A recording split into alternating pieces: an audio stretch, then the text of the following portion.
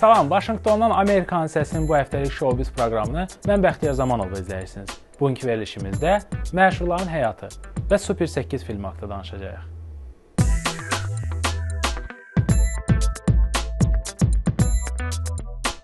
Şahzadə William və xanımı Kate Middleton nəhayət ki, təklikdə qala biləcəklər. Britaniya şahzadəsi William və onun yenicə evləndiyi həyat yoldaşı Kate deyilənə görə bu ayın sonu Kensington sarayına köçəcəklər. Daily Mail qəzeti yazır ki, onlar sarayda Williamın qardaşı Şahzadə Harry və anası Şahzadə Diana ilə uşaq illəri yaşadığı sadə bir mənzildə qalacaqlar. Xəbərlərə görə mənzildə rahatlıq üçün yüngül təmir işləri görülüb, amma böyük dəyişikliklər edilməyib. Bundan əvvəl isə yeni evlənən William və Katie Anglesey-dəki malikanədə yaşayacağı və Londondakı mənzillərinə ildə 1-2 dəfə baş çəkəcəkləri deyilirdi. Yəqin ki, Şahzadə Harry ilə Clarence iqamətgahında bərabər yaşadıkdan sonra təzə bəy və gəlin nəhayət ki, təklikdə qala biləcəklərinə çox sevinirlər.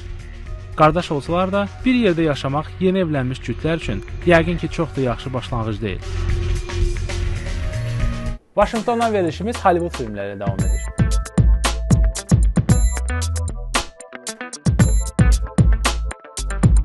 Super 8 filmində hadisələr Ohio şəhərində cərəyan edir. Wikipedia səhifəsinə istinadən tənqidçilərin 83%-i filmə müsbət rəy veriblər.